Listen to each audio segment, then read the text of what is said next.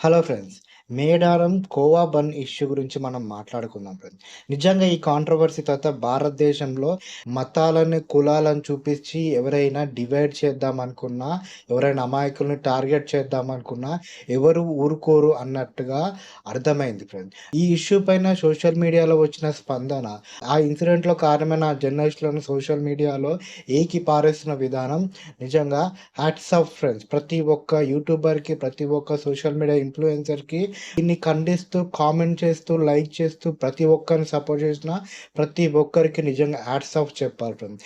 ఇలాంటి మతాన్ని ముందు పెట్టి, ప్రజల మధ్య విద్వేషాలు లేపుతూ, చిన్న చిన్న వ్యాపారస్తుల జీవితాలను నాశనం చేస్తున్న ఇలాంటి ప్రొపగండా నడిపే మీడియాకి ఇదొక గట్టి సమాధానం. గట్టి దెబ్బే తగిలిందని అర్థమవుతుంది. అసలు ఈ ఇన్సిడెంట్ గురించి మనం పూర్తిగా మాట్లాడుకుందాం ఫ్రెండ్స్. అండ్ నా ఒపీనియన్‌ని కూడా నేను మీతో షేర్ చేద్దాం అనుకుంటున్నా. పూర్తిగా ఈ వీడియో చూసాక మీకు ఈ వీడియో నచ్చితే, మీరు గనుక నా ఒపీనియన్స్‌తో ఏకీభవిస్తే ఖచ్చితంగా వీడియోని లైక్ చేయండి. మీ ఫ్రెండ్స్‌కి, మీ రిలేటివ్స్‌కి వీడియో షేర్ చేయండి. Thank you friends. Medaram Jatara 4 రోజులు జరుగుతుంది ఫ్రెండ్స్. చాలామంది ఆ రోజు అక్కడ వ్యాపారాలు చేసుకోవడానికి వస్తారు. చిన్న చిన్న వ్యాపారస్తులుంటారు. ఐస్ క్రీమ్స్ అమ్ముకుంటుంటారు. కోవా బన్ లాంటివి అమ్ముకుంటుంటారు. పాప్‌కార్న్‌లు అమ్ముకుంటుంటారు. చక్రాలంటూ, చెకోడీలంటూ చిన్న చిన్నవి అమ్ముకుంటూ బ్రతకడానికి వస్తారు. ఈ 4 రోజులు నేను సంపాదించుకుంటే నాకొక నెల రోజులు నా కుటుంబం కడుపు నిండా తింటుందనే ఒక ఆలోచనతో వస్తారు. ఇలా వచ్చిన వాళ్ళలోనే ఈ కోవా బన్ అమ్మే వ్యక్తి. ఈ వ్యక్తి దగ్గరికి జర్నలిస్టులమంటూ కొంతమంది వచ్చారు. ఫస్ట్ ఈ లేడీ గురించి మాట్లాడుకోవాలి ఫ్రెండ్స్. కోవా బన్ అంటున్నావు, లీటర్ పాలు రూ. 80 నీకు ఇంత చీప్‌గా కోవా ఎలా దొరుకుతుందని క్వెషన్ చేస్తే, ఆ వ్యాపారి వెంటనే అన్నాడు, "ఇది పాలతో చేసింది కాదమ్మా, ఇది రవ్వతో చేసింది స్వీట్ లాంటి పదార్థము" అన్నట్టుగా మాట్లాడారు. ఓహో! అవునా? అయితే ఇది కల్తీ అయ్యుంటుంది. నీ కొడుకులకో, నీ పిల్లలకో నువ్వు తినిపిస్తావా? నువ్వైనా తింటావా అసలుకు? జనాల ఆరోగ్యాలతో ఆడుకుంటున్నావా? అంటూ బెదిరించడం మొదలుపెట్టింది. ఆయన వెంటనే ఆ బన్ తీసుకొని నేను కూడా తింటాను బన్ తింటున్న ఆ సందర్భం ఫ్రెండ్స్. నిజంగా మనిషి అన్న వాడికి, మానవత్వం ఉన్నవాడికి ఖచ్చితంగా అతన్ని చూస్తే పాపం అనిపిస్తుంది. వెంటనే అక్కడి నుంచి వెళ్ళిపోతారు. కానీ నాకో కంటెంట్ దొరికింది, నాకొక అమాయకుడు దొరికాడు, ఇతన్ని ఏదో ఒకటి చేసేసి నేను నా యూట్యూబ్ ఛానల్‌కి నేను డబ్బు సంపాదించుకుంటా ఈ వీడియో ద్వారా అన్న మైండ్ సెట్‌తో నా అమ్మాయి ఏమందో తెలుసా? ఎందుకు గాబరా అయితున్నావంట. నిజంగా చుట్టుపక్కల అంతమంది పిచ్చి కుక్కల్లా నిలబడి ఏం చేస్తారో తెలియని భయంలో ఉన్న వ్యక్తికి గాబరా కాకుండా ఏముంటుంది? ఎవరికైనా కోపం వచ్చి ఆ సైకిల్‌ని ఒక నూకు నూకితే ఆయన మాలంతా కింద పడిపోదా? ఆ బ్రెడ్‌లన్నీ పాడైపోవా? అతనికి ఆ నష్టం జరిగితే ఎవడిస్తాడు? ఆ భయంలోనే ఉంటారు చిరు వ్యాపారస్తులు. ఎవరికి కోపం వచ్చినా బలేది వీళ్ళే. వీళ్ళు ఎవరిని క్వెషన్ అడగలేరు ఆ తర్వాత. అంతేకాకుండా ఇంకో జర్నలిస్ట్ అంటూ ఇంకొకతనొచ్చాడు.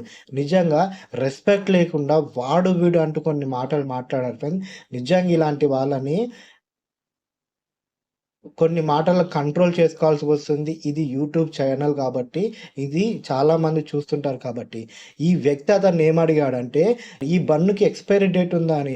మనం చాలా సార్లు చిన్నప్పటి నుంచి బన్స్ తిన్నాం ఫ్రెండ్స్. ఎక్కడైనా బన్నుకి ఎక్స్‌పైరీ డేట్ చూసి తిన్నామా మనం? ఎక్కడైనా బన్నుకి ఎక్స్‌పైరీ డేట్ అంటూ ఉంటుందా?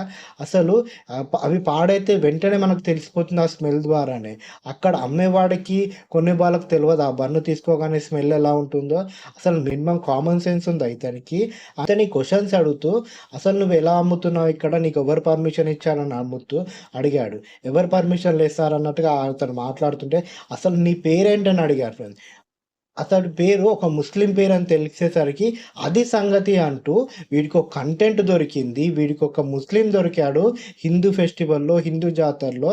ఇప్పుడు చూడన్నట్టుగా ఇష్టమొచ్చినట్టుగా అతన్ని క్వెషన్స్ అడుగుతూ, భయపెడుతూ నిజంగా ఇది హ్యూమిలేట్ చేయడమే ఫ్రెండ్స్ నిజంగా. ఒక మనిషిని ఎంత దారుణంగా హ్యూమిలేట్ చేయాలో అంత దారుణంగా హ్యూమిలేట్ చేశారు.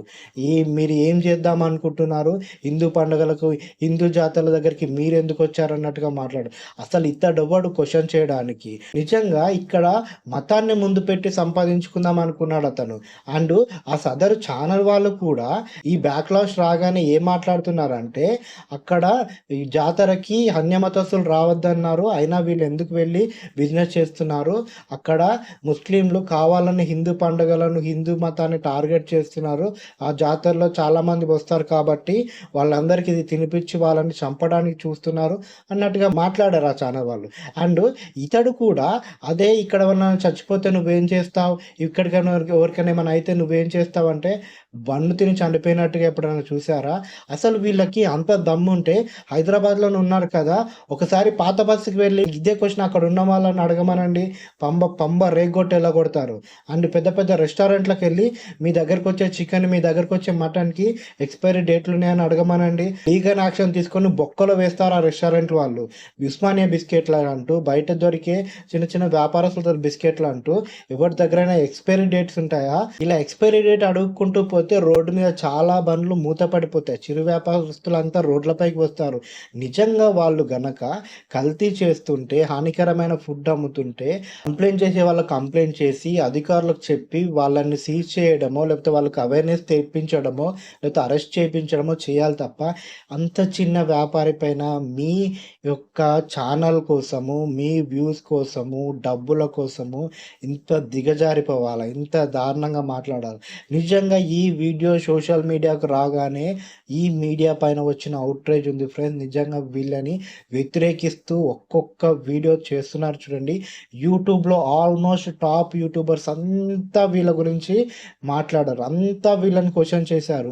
మీరసలు జర్నలిజమేనా? మీరు జర్నలిస్టులేనా? అంటూ చాలా బ్యాక్‌లాష్ వస్తుంది ఈ మీడియా పైన. అసలు ఈ ఇన్సిడెంట్‌లో ఉన్న వ్యక్తి పేరు వల్లి అని, కర్నూలు నుంచి ఇక్కడికి వచ్చినట్టుగా, గత 40 సంవత్సరాలుగా తన ఫ్యామిలీ ఇదే పని చేస్తున్నట్టుగా, వాళ్ళ ఊర్లో దాదాపుగా చాలా కుటుంబాలు ఇలాంటి పనే చేస్తున్నాయి.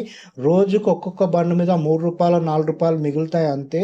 ఎంత తిరిగినా కూడా మాకు రూ. 1000 కన్నా ఎక్కువ రావు. ఖర్చులన్నీ పోను 400, 500 మాత్రమే డైలీ మిగులుతాయని చెప్తూ కన్నీళ్లు పెట్టుకుంటున్నారు ఫ్రెండ్స్.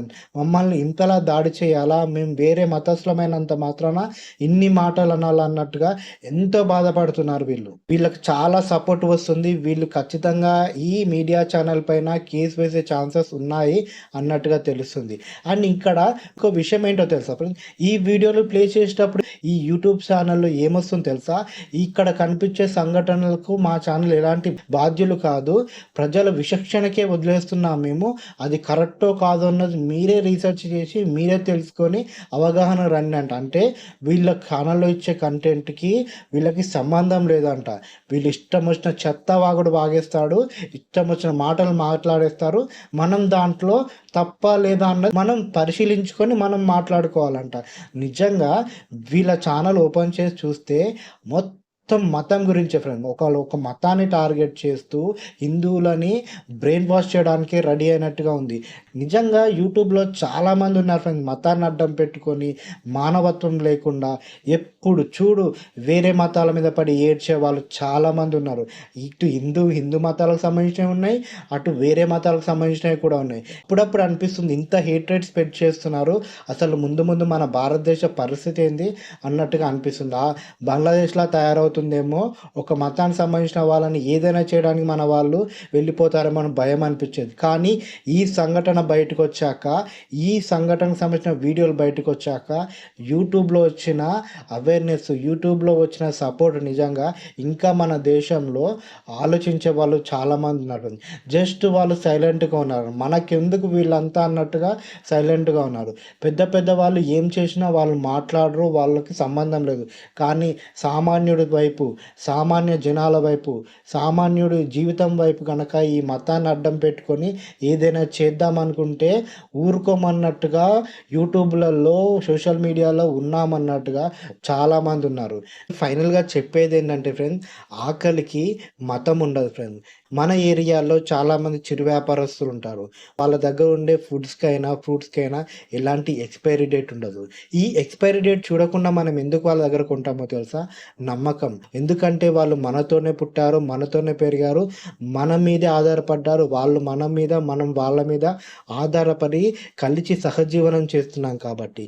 ఎక్కడో ఎవరో ఏదో తప్పు చేశారని, ఎక్కడో ఎవరో తినే దాంట్లో ఏదో కలిపారని, మన దగ్గర మనం ఎప్పటినుంచో చూస్తున్న మన సోదరులను మనం తప్పు పట్టడం కరెక్ట్ కాదు.